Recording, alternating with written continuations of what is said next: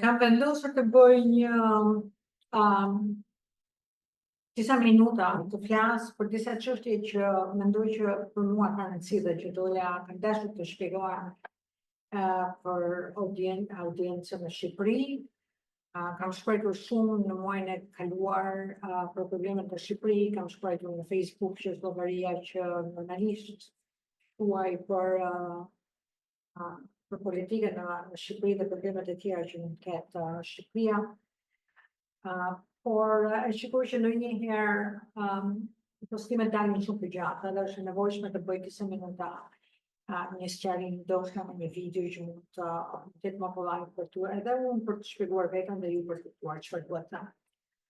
Por të filloj fillimisht me një temë që kam shkruar para dje faktikisht në Facebook që ka të bëjë me Kosovën. Është një artikull i një shqiptari që besoj se jeton në Amerikë, quhet Mark Goicaj, dhe ky ka pasur një artikull tjetër që e pash para disa muajsh, ndërkohë që përboja disa informacione për diasporën tonë në Amerikë dhe çështjet që kemi ne në Kosovën. Dhe di t'ju them që ishte shumë i përpikt në artikullin tjetër që kishte shkruar. I kuptonte dinamikat shumë mirë, ishte shumë i qartë, ishte shumë i saktë në radhë të parë dhe analizën e kishte shumë saktë. Mark në Kosovo Dispatch, nuk jam e sigurt ku publikohet kjo newspaper, por ky kishte në anglisht, dikush e kishte përkthyer në Facebook faktikisht që kishte ndarë nga postimi im, dhe doja t'ju shpjegoja, t'ju shkruaja në shqip në fakt, ndonjëherë përdor Google Translate që bën shumë gabime, por të kursen shumë kohë dhe idenë e kap, se do të thonë qoftë dhe me gabime shqiptar të kuptojnë se çfarë duhet të them. Por ky është një artikull shumë të rëndësishëm për mendimin tim, që duhet përkthyer dhe duhet publikuar në Shqipëri dhe në gjithë dhe në Kosovë, sepse trajton një temë që të cilën unë e kam ndeshur në 2-3 vitet e fundit këtu në Amerikë.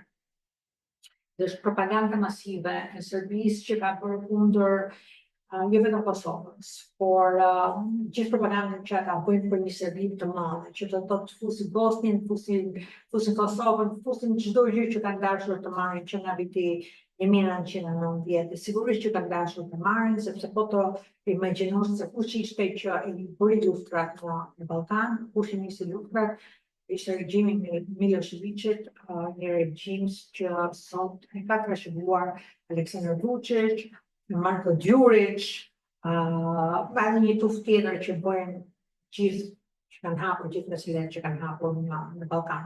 Por ti do të them një gjë që në vitin 2020 ose 2018 deri në 2020 që unë kam qenë duke u marrë me fushatën e Trumpit, kisha hapur koalicionin Albanians for Trump, por ishte një koalicion që nuk i vura 100% mundin, përveç se ishte një koalicion në mënyrë që ta hapja një derë, sidomos për komunitetin tonë në Detroit. Në Detroit ne kemi një komunitet mjaftueshëm që mund të bënte një diferencë kur vjen tek puna për të ndryshuar vota për shtetin e Michigan. Sepse shteti i Michigan është nga ato shtete që quhen swing state, që do të thotë që mund të nga të majtët ose nga të djatët, dhe ishte shumë e rëndësishme të kishim një votë që ta kthenin nga ana jonë. Dhe me sa di unë në Detroit janë mbi 40.000 veta shqiptarë që janë të regjistruar për të votuar, kështu që është shumë e rëndësishme. Kështu që nëpërmjet Albanians for Trump Coalition ishte për të hapur derën, i kam prezantuar faktikisht komunitetin tonë në atë kohë me fushatën e Trumpit, që ka qenë në Detroit, ata që ishin në Detroit, dhe merreshin në Michigan, jo në Detroit, që merreshin me të gjitha këto organizimet. Dhe i qatë tërë kam vëre që Serbët gjithashtu kishin Serbs for Trump. Dhe unë nuk isha personalisht nuk isha ngatuar shumë me ta. E djelën të më kishën rënë në sy, me sa kuptova më vonë ata më njihnin mua shumë më mirë se sa njihja unë ata, për arsye që tani kuptoj sepse ata hallën e kishin të propaganda, por me kalimin e kohës, me kalimin e viteve kuptoha që Serbs for Trump nuk ishte për Trump, sepse kur ishte puna për 2024, dhe në primary ishte DeSantis, këta nuk dolën me njëherë Serbs for Trump, po e kishin vetëm Serbs for, dhe kishin rënë të tillë të pak në llogarinë e tyre në platformën X, ku unë personalisht jam më shumë aty për politikën amerikane.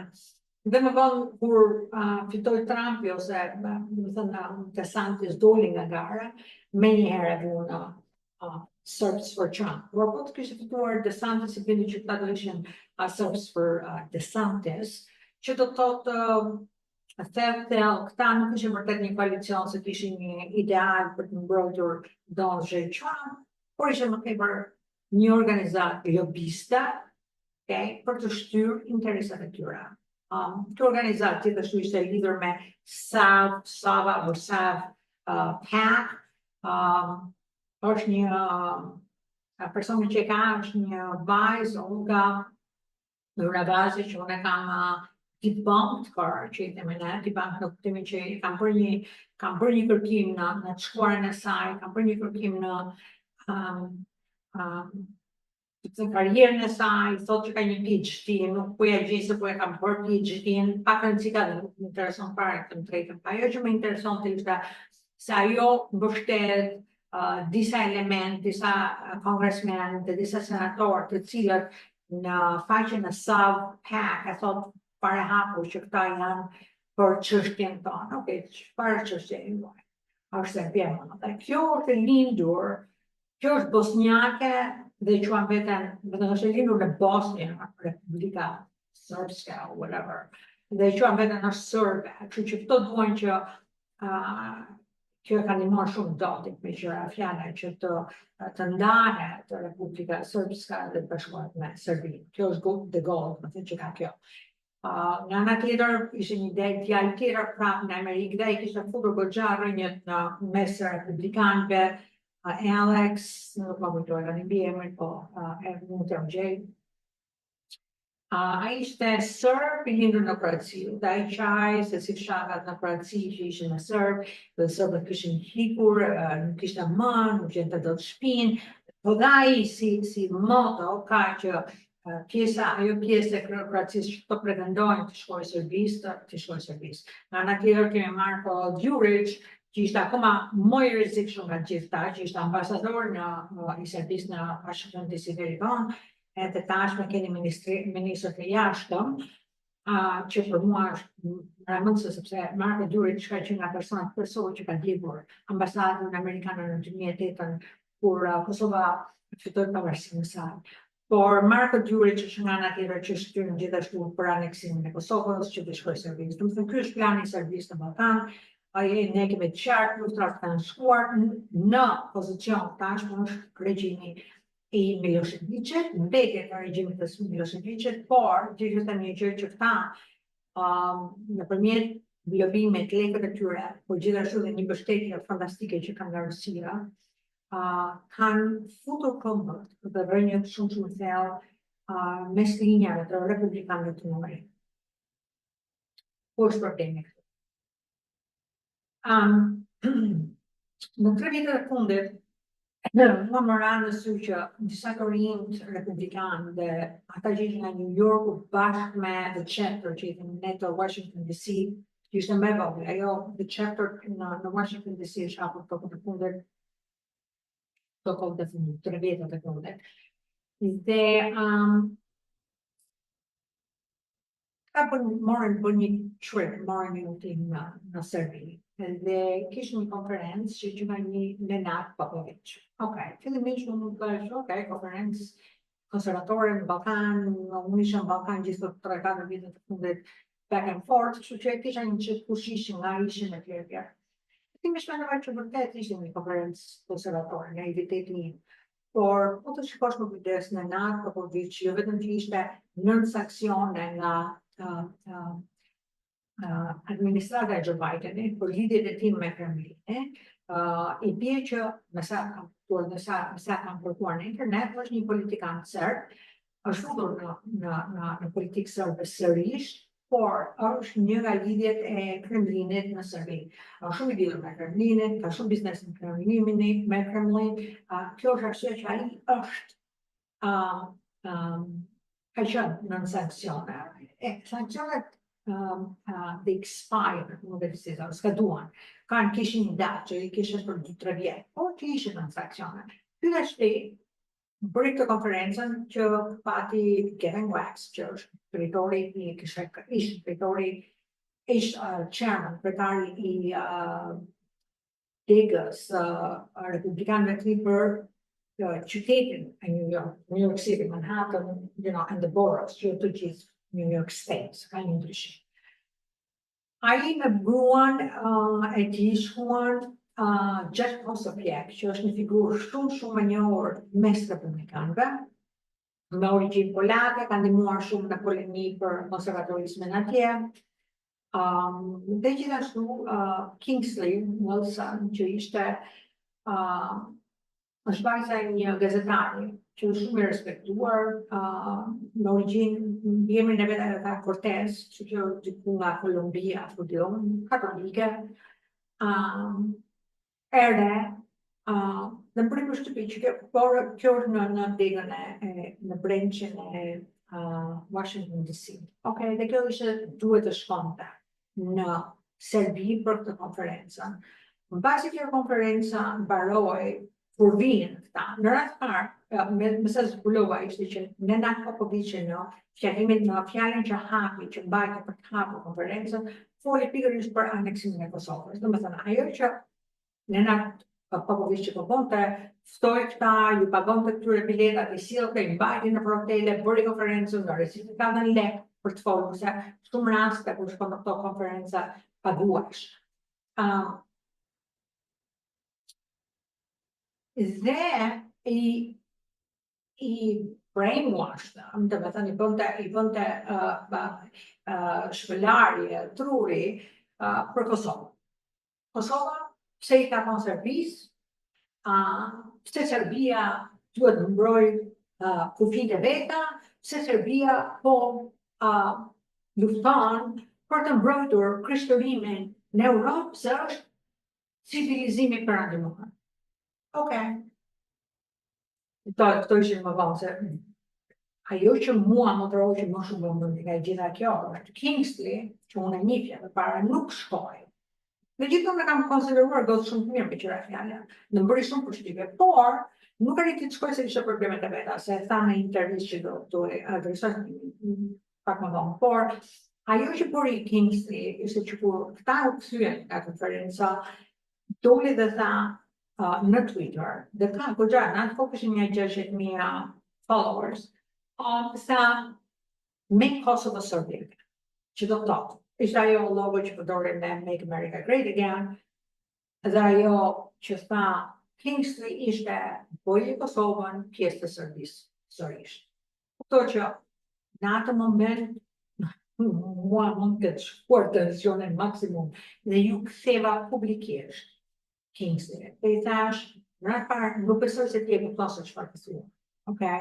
Dhe jam munduar që t'ja shpjegoj dhe e gjithë kjo bëhe shumë e madhe prej meje, se fillova unë të sulmoja atë publikisht, dhe duke sulmuar unë atë publikisht, fillova të kisha një tërheqje, ose shumë nga Kosova filluan të më ndiqnin, sepse këta kishin kohë që bënin luftën kundër propagandës së Serbisë.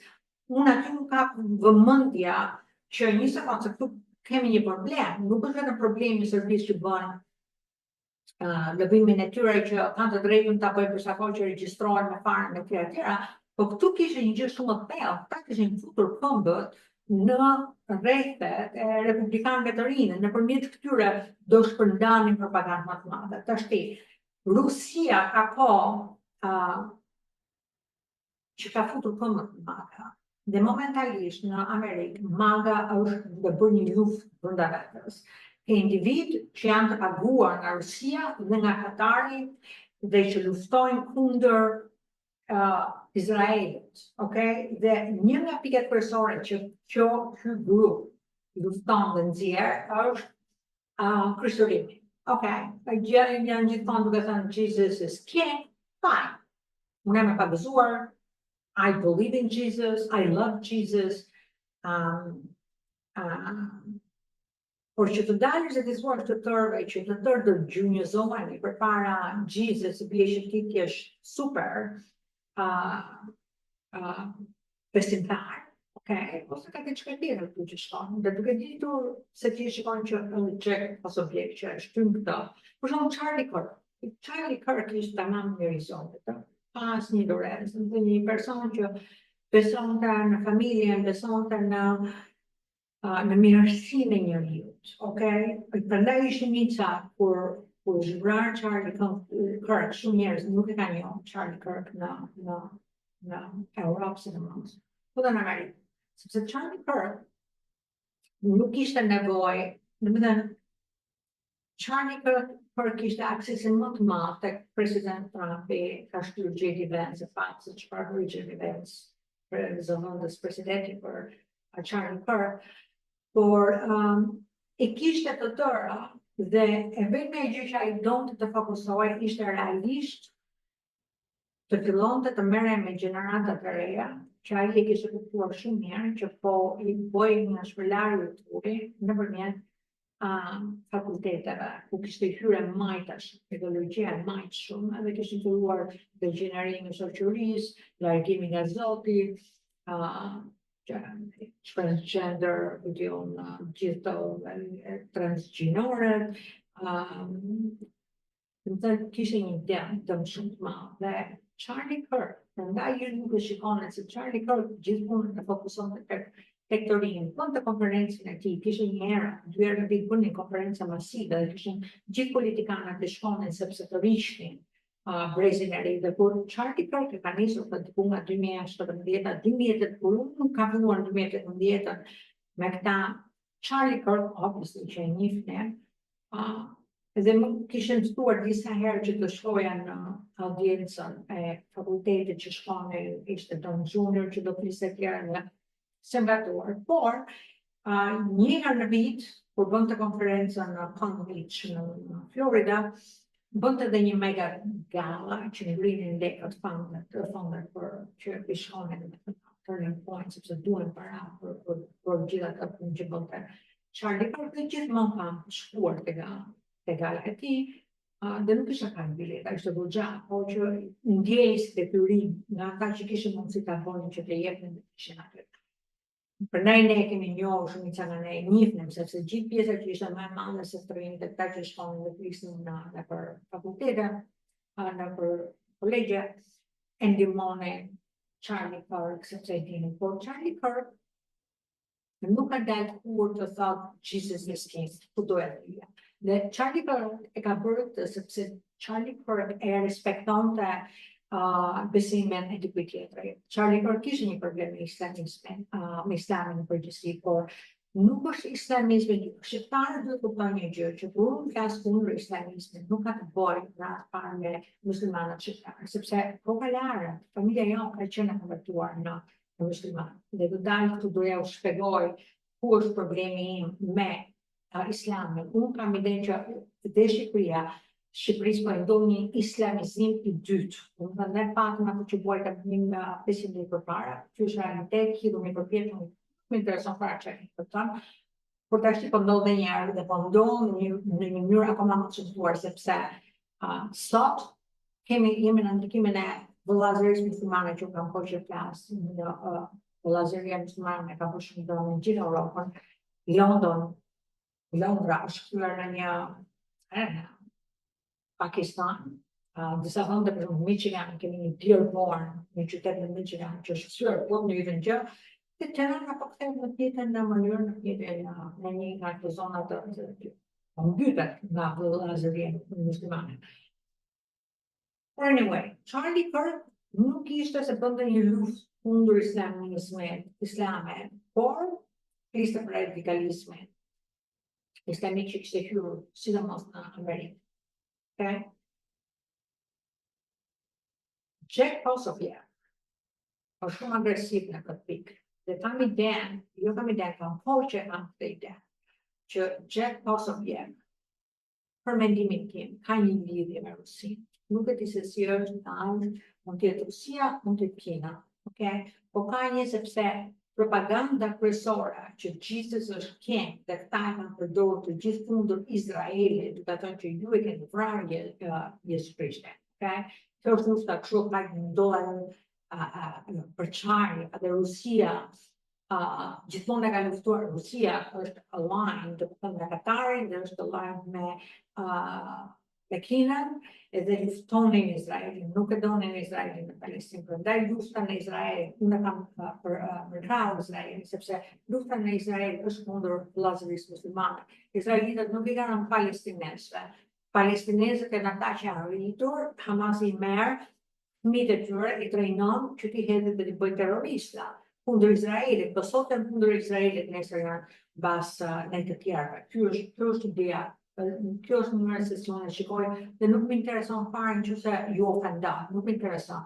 Fakti që ti je kthyer në një musliman, okay, duhet të kuptoj një gjë, ti je kthyer në musliman si shqiptar, sepse ne patëm një ndeshje nga otomanët që detyruan 30% të popullit shqiptar të largohen në Kalabri, okay, arboreshët. Sa herë të shikoni arboreshët në sy, rrezik nuk e shikoni, sepse ju jeni ata që mbuloni statuin në Skënderbeut, okay? Kështu që jam i sigurt ju urreni, po arboreshët janë fakti. Kur ju e shikoni arboreshët, aty e keni që 30% e popullisë shqiptare është larguar në atë kohë, sepse janë çdo gjë, sepse nuk prinin dosë do i brisnin.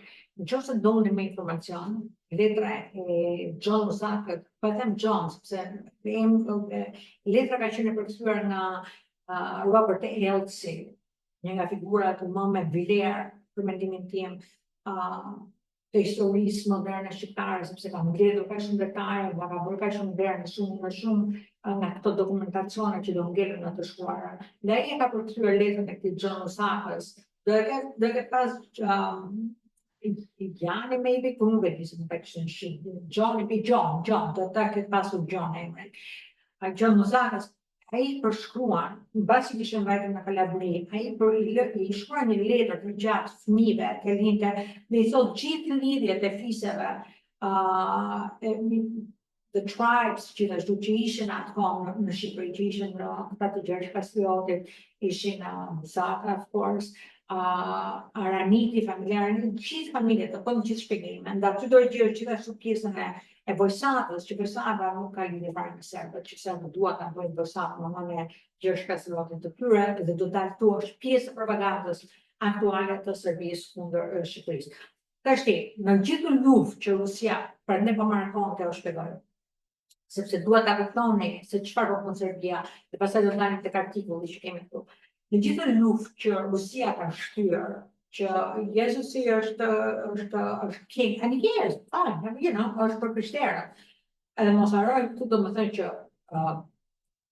Serbët ortodoks dhe Rusët ortodoks, dhe pse janë ortodoks njësoj me grekët, ka shumë dallim. Unë kish grek kam shkuar pak unë, kam qenë martuar me një grek ortodoks, amerikan, pavarësisht se do thoni e gjotë që tuaj apo origjina ishte greke, edhe normal që shkonin në kishën greke ortodokse, dhe ka shumë ndryshime në tas. Për mendimin tim, kjo Serbisë është komplet kult, që i themi ne, një kult në cilën ka shumë gjëra ndodhen, por biset mbetet ajo.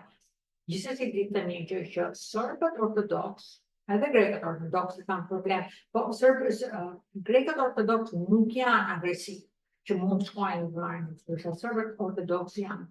Serbët ortodoks e urrejnë Vatikanin, serbët ortodoks urrejnë Papën, dhe kjo ishte ajo që unë i thoj Kingsley, që është katolike, që ka i budallaqe dhe ka i trash, se ti s'kupton se kush janë serbët, sepse serbët e urrejnë Vatikanin, pari sa urrejnë shqiptarët, dhe po mundosh e të shpjegoj asaj që serbët e kanë alibi këtë që kjo ka të bëjë me muslimanizmin, sepse shqiptarët do thonë se janë muslimanë. Dhe po të shofësh muslimanët në Kosovë, shqiptarët e Kosovës, po konvertohen. Dhe mua më vjen mirë që konvertohen. Jo vetëm që ne, kjo ka qenë feja jonë. Në qoftë se ofendoheni sërish nuk intereson fare, po mshani, boni më quani islamofobe, në qoftë doni të më quani islamofobe, po ja them më të shti, unë jam islamofobe, jam islamofobe sepse kam parë që Islami ka shkatruar gjithmonë mendim për 500 vjetët e fundit. 500 vjetët e fundit, nga 1455, çka ka hequr gjithë patriotë, çka kanë hequr gjithë familjet shqiptare që ikën, u shkatruan. Pastaj ju morën gjithë ata që ngelën, ju morën gjithë pronat dhe e treta ju thonë, nëse ti më konvertosh do të trajtojmë ty si skllav. Shqiptarët ndaluan Islamin, që nuk u përhat në Europë në vitet 1450, 1450, 1500, duket se shkon deri, në fakt shkon deri 1678, që se do në Italinë tamam, sepse Italia dhe mbasi Shqipëria ra, Gjergj Kastrioti lëvizi në Itali, Gjergj Kastrioti ishte një nga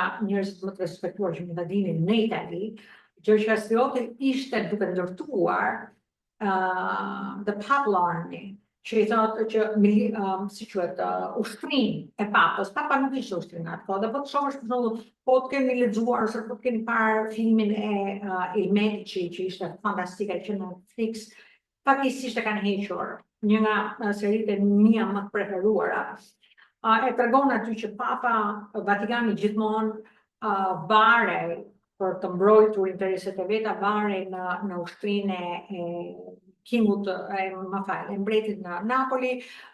Firenze, që ishte edhe Medicis, nuk ishin ushtri vetë ata, por kishin forma tjera, kishin paranë që ndihmonin njëri tjetrën, dhe ishin ushtria e Milanos, që ishte shumë e fortë. Që në atë kohë po shihni librin e Marin Barletit, që janë sigur asnjë nuk e ka lexuar në Shqipëri, që është një gabim tjetër, duhet të jetë material në shkollë. Kjo pse duhet të jetë që të keni informacionin të luftoni propagandën e serbit. Kjo është prandaj po e bëj këtë seri, këtë video tash që t'ju shpjegoj se si arritëm në këtë pikë që ka bërë këtë artikullin që ndava para 2 ditësh në Facebook. Por Marin Barleti, libri Marin Barletit që u botua fillimisht në latinisht, ishte një bestseller në gjithë Europën, sepse Europa, dhe sidomos Italia, principatat në Itali që kishte Milano, Venezia ishte veç, Firenze ishte veç, Papal State ishte veç, Vatikani domethënë ishte veç, edhe pjesa e Napoli që kishte pjesën e poshtme ishte gjithashtu veç. Të gjithë ta ishin shumë concern, kishin shumë problem Ottoman, Osmanë, që po vinin dhe që kishin lënduar në Shqipëri. Kështu që libri i Marin Barleti ka qenë bestseller që u botua në Itali, u botua në Francë, u përkthye në anglisht, në Angli më vonë. Të tërë e ka lexuar, të tërë njihnin Gjergj Kastriotin, atë dhe prandaj keni Vilbaj, që ka bërë një operë aktor Gjergj Kastriotit, nëse nuk e dini, duhet ta shikoni. Sepse mbani si hero dhe mbani si person që lagoi Islamin. Ndërkohë që ata shpëtuan, kjo ka qenë periudha që Il Medici filluan Renesancën, periudhën e Renesancës në Itali, në Firenze, e gjithë Italia është ndërtuar nga në momentin që ka lindur, që filloi Renaissance filloi diçka pas medieval times, right? Medieval times vjen pas the Dark Ages. Çfarë ishin Dark Ages? Dark Ages nuk e di si quhet në shqip, në fakt në drejtë, periudha më e errët, që është periudha direkt para medieval times. Dark Ages ndodhi më njëherë mbas rënies së perandorisë romake. Perandoria romake në një pikë kishte 50 milion, në gjatë kohës së Marcus Aurelius, kishte 50 milion vetë banor në perandorinë e vet. Dhe ishte shpërndarë që nga Italia, Ballkani, me qëra fjala, Ballkani, kjo është një që duhet ta ndryshojmë në të shkuarën, sepse shumë probleme po. Edhe pari ta ndryshojmë do ndihmojnë shumë kombin ton shqiptar në përgjithësi. U shpi për tej Ballkanit, pjesa e Turqisë, Konstantinopol, pjesa e veriut, të North Africa, pjesa Egjipt, gjithë kjo zona këtu, ishte goxha hapur. Gjermania, Anglia, shkoi deri në Angli, dhe ishte goxha e madhe, dhe kishte shumë banor. Në një moment fillojnë të vinë emigrantët nga ato zonat e Rusisë, Mongolia, Mongolia, nuk më vjen fjalët në shqip, ose se kam thënë fjalën Mongolia, se kam thënë në shqip, zoti i 30 vjet ndoshta, që kur bënim gjeografinë në shkollë, kështu që mos ma vjen re.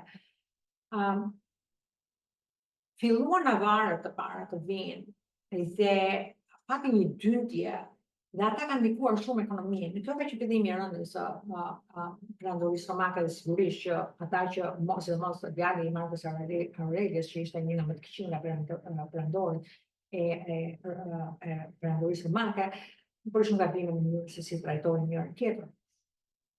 Por ai ka qenë fillimi i fundit të perandorisë romake dhe flas perëndimores, sepse nga ana tjetër ishin pikërisht shqiptarët e Dardanisë dhe të Ilirisë që mbajtën gjallë perandorinë romake të lindjes.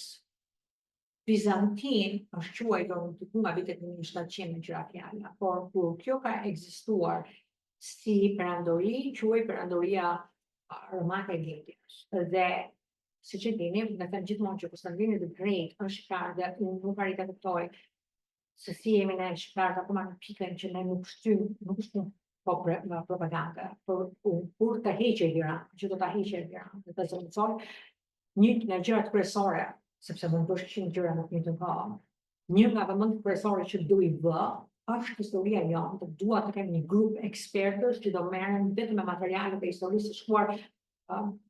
Mund të shkojmë deri tek mbreti Bardy, sepse ja vlen shkosh aq larg për të kuptuar dhe jo vetëm aq, por duke i nxjerrur faktet nga librat akademik që gjenë për kolegjet e që gjenë ndoshta në muzeun në arkivet e Vatikanit, i gjenë në Cambridge, i gjenë në Oxford, i gjenë në libraritë the Public Library, Congress Public Library në Washington DC, sepse ata i kanë marrë këto dokumenta, i ruajnë këto dokumenta, siç i blejnë për shumë libra të caktuar, që materiali është aty sot në internet është shumë kollaj për të gjetur.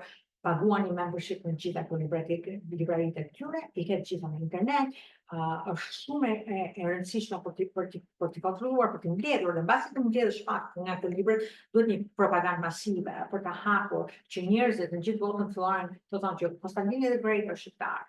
Nuk e thonë sot. Kur unë shkruaj për shembull në internet në X, sepse dua që ta shohin republikanët, ato rrezik thonë kjo është e çmendur.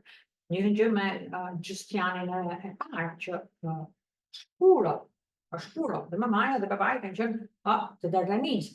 Ai ndërtoi Konstantinopoli ndërtuar nga Konstantini the Great, po Hagia Sophia që është mbahet si katedralja më e madhe e krishterimit në Istanbul dhe Erdogan ktheu në një xhami vezirive të fundit që është një ofendim skandaloz jo vetëm për gjithë krishterimin, por për ne shqiptarët.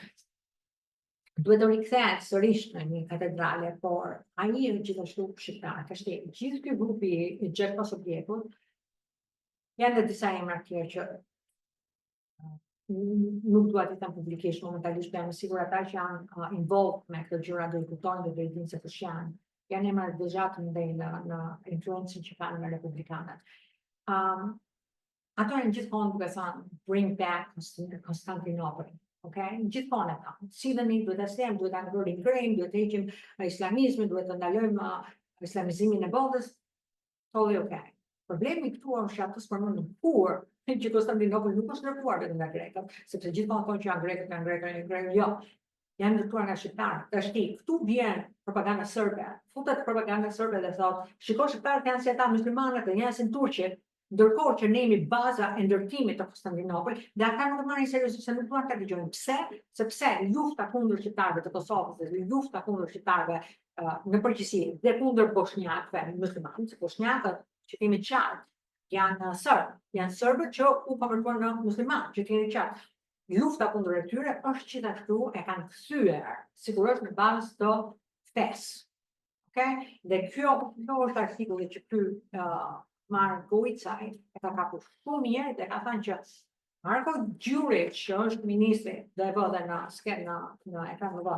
Marko Đurić, që është ministri i jashtëm i Serbisë, ka qenë ambasador në DC,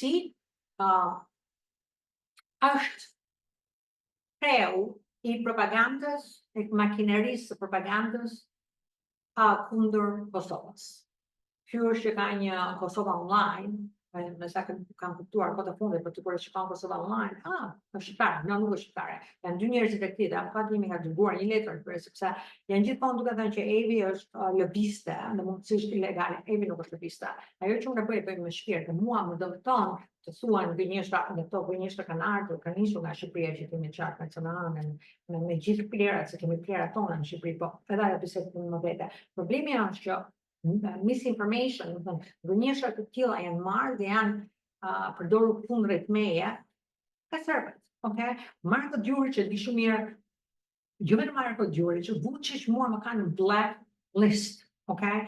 Marko Đurić, Vučić, Olga Ravasi, që është pikërisht ajo që kishte Serbs for Trump, dhe ka që është grupi lobimit të tyre që shtyn këtë propagandë. Dhe këto janë tre kryesorë që bëjnë gjithë edhe ky Alex që është edhe të ndihmon shumë me këto, janë një grup. Diaspora jonë në Amerikë, për shkakun, shqiptarët e Amerikës janë mësuar tashmë, ata që kanë bërë luftën me mua ose unë me ta, si të them drejtën, ata kishin nisur këtë luftë në internet. Unë thjesht më ranë sy Kingsley Wilson dhe u angazhova sepse nuk mund ta lija mos angazhohesha kur problemi kishte hyrë kaq shpejt. Dhe bëra shumë armiq me të rinj, me republikanë. Bëra nga halli, po ja thash që unë me ju nuk jemi në luftë. This is a war.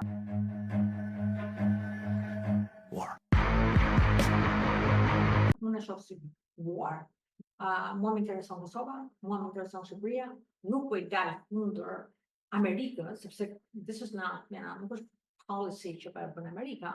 Kjo është diçka që po bëhet për interesa private, ju gjithë paguar.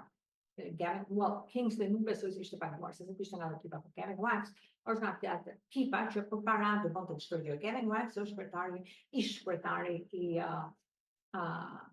Young Republicans të New York City dhe për shkak të një skandal ka shtuar që ta heqin se ka kapur një vend kyç. Një pikë tjetër, ka kapur një vend kyç në departamentin e shtetit dhe e kanë bërë commissioner të US për një Expo 2027 që bëhet në Belgrade. Okay? Se ç'pun ka Gavin Wax me Serbinë, lidhja është kjo. Dhe Marco Rubio takoi Vučić kur para 2-3 javësh, okay? Dhe folën për Expo 2027. Që i bie që të takimin e kishte mundsuar Gavin Wax. Dhe për këto, unë nuk kam fakte, po ja vem me 99% që Gavin Wax ka marrë para. Okej, nga ana tjetër, në një të kohë me qira fjala kur këta u kthyen nga konferenca e tyre në Serbi, Jack Posobiec për një koment skandalos për Bosnjë. Okej, në favor të Dodit. I dërgova një mesazh privat Jack Posobiec në telefon. Në WhatsApp. E i thash, a shoh që ke shkruar për Bosnjë, po që ti do shkruash për Kosovën, do doja që ti të merri 2 minuta kohë, dhe të flisje me mua, që unë të të shpjegoj ty se çfarë mund. Më bllokoi. Më bëri një mesazh tjetër në Telegram, because I don't care, like I don't care. I said, okay, Jack, if you want war, we're gonna go to war. But I will never stop fighting for this. Ideja ishte që nëse ti do ta marrësh këtë drejtim, dhe më thënë që është agresiv dhe do luftë, do betej për këtë punë, do ta them, që unë s'kam problem për gjë dhe do të kthej përgjigje ashtu siç. Tani se si do ja kthej përgjigjen, problemi ishte kjo, që ata bënin propagandë dhe unë duhet bëja antipropagandë, okay? Që ato rrethet që këta ndikonin, të dëgjonin edhe sa të pak nga ana ime, dhe tonin, o një sekundë, se pas ka një opinion ndryshe këtu, dhe ndoshta këta nuk kanë të vërtetë. Po keni parasysh një gjë që Jack Posobiec po shumë më i fuqishëm se unë në rrethet tona. Pse? Sepse ka qenë gjithmonë në televizor, ne ka qenë shumë aktiv me Magën, Charlie Kirk e mbante shumë afër dhe unë se kam kuptuar kur, sepse Charlie Kirk nuk ka qenë i shtyrë nga Rusia nga këto, ndërsa Jack Posobiec është dark, që kemi ne ka një gjen nga mbrapa dhe jo vetëm që tani ka filluar të dalë, do 2 vitet e fundit, vitin e fundit ka filluar të dalë, por do dalë shumë më tepër se kaq. Por që lufta ndjehet, lufta brenda Magës me këtyre 2 linjave, njëra linjë që është komplet propagandë e Rusisë, dhe sigurisht mbulon në Serbinë, dhe pjesa tjetër që nuk ka lidhje me Rusinë. Dhe mbrojnë Izraelin, jo se paguajnë nga Izraeli, po mbrojnë Izraelin sepse besojnë realisht në vlerat judeo-krishtiane. Që do thotë, Të krishterët e dinë që Jezusi ishte izraelit, dhe ishte hebrej.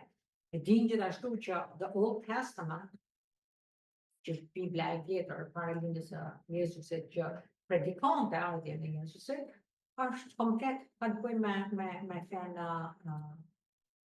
e izraelitëve, e hebrejve. Kështu që nga Old Testament doli the New Testament, që është Biblia. Okay? So Biblia është bashkëdhënësi dhe shkruar, të gjitha ata që kanë shkruar Biblia janë hebrej.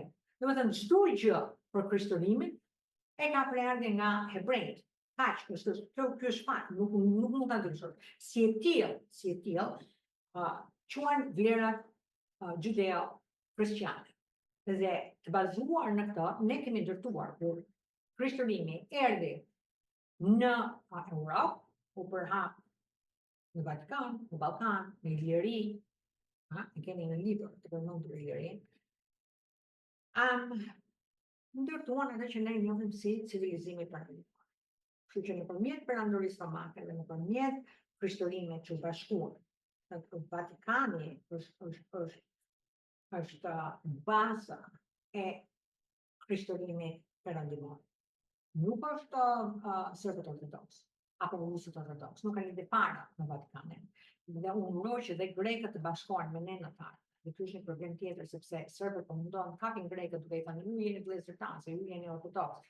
Siç është rasti me George Papadopoulos, një tjetër luftë që kanë bërë publikisht me George Papadopoulos, që unë besoj që unë akoma besoj, dhe mbasi lexova librin e tij, jam i sigurt George Papadopoulos e kemi lexuar, ishte kap në fund që këto të majtët akuzonin Donald Trump për Russia, the Russian hoax, sikur gjëra Rusia po influenconte zgjedhjet kundër Hillary Clinton. George Papadopoulos u gjend në gjithë se kam kuptuar kurse si u gjend George Papadopoulos në gjithë. Sot e kësaj dite unë mendoj që George Papadopoulos kishte një detyrë dhe kishte një mision kundër Donald Trump, kundër. Dhe mendoj sot e kësaj dite që ai është një aset rus, por nuk e kam 100% të verifikuar. Si do qoftë, George Papadopoulos me gjithë luan e Simonën, që ajo rrezik është pjesë e CIA, sepse janë njohur në një shkollë që qëndra në Rom, domethënë George me Simonën janë njohur në një shkollë që është në Rom, që trajnon spionët. Ajo ka qenë avokate për në EU në një pikë fix, gjithmonë të duhet një spion everywhere, dhe u lidh me spionin tonë këtej për mendimin tim, dhe ka janë komplet kundër sot. Problemi është që George Papadopoulos dhe Olga Ravazi e Serbisë krijuan një organizacion në Amerikë për ortodoksët e krishterë që duan të ftojnë islamizmin bla bla bla. Dhe kjo organizata mua më ka bllokuar në X, sepse i kam ekspozuar. Okay? Unë këta i shoh një me shqiptari me nga Ballkani, këta mua nuk më shpëtojnë. Problemi tyre është që urrëtitjen që ata kanë për mua është sepse unë ndaj dhe ja ekspozoj lojën e tyre, sepse kuptoj shumë mirë, sepse vi nga ndej, kuptoj gjëra shumë mirë, kuptoj konflikte dhe ja hap, okay? Dhe ja ekspozoj tek elementet që më interesojnë mua, që dua unë që të di që ka diçka që më thon. Megjithatë, kjo lufta që është hapur midis magës, ata që janë pro Izrael, ata që janë pro Russia, pro whatever, Serbia, ka një gjë që këta të Izraelit praktikisht janë anën tonë, sepse ne po vuajmë tjetër gjë. Por kjo është arsyeja pse Çekoslovakja luftonte, edhe me qëra fjala, unë kam bërë disa konferenca me Çekoslovakë, madje kemi qenë në stage bashkë, në skena, ai ka qenë moderatori, kam qenë unë, ka qenë Matthew Tierma, babai i tij ka qenë një disident shumë i famshëm nga Polonia, një shkrimtar fantastik, ai la Polonia në komunizmit, erdhi në Amerikë, por shumë i famshëm si konservator që shkruante për komunizmin atë. The Tierma është brilliant nga mundet fully brilliant. Dhe flisën për komunizmin, po dhe Çekoslovakja normalisht ishte nga Polonia, por Çek më kanë ditur shumë ftohtë, atëherë nuk kam baskëtuar, edhe pse kishim diçka të përbashkët, luftën kundër George Sorosit e kishim mësuar. Ai e dinte disa artikuj që unë shoh në Amerikë natë. kundërgjorësose, kanë qenë të botuara faktikisht në Revolver, që ka qenë një publikim, ka qenë publication e Darren Beatty, që ishte shefi i Gavin West sot në Departamentin e Shtetit. Një mendje tjetër briljante dhe ai. Do të vazhdova, kjo ishte pak e gjatë, i falenderoj shumë për qëndrimit, ata që ndodhin deri në fund për të dëgjuar. Dhe herë tjetër, jam sigurt që të kenë tema shumë të rëndësishme për të diskutuar. Një falenderoj.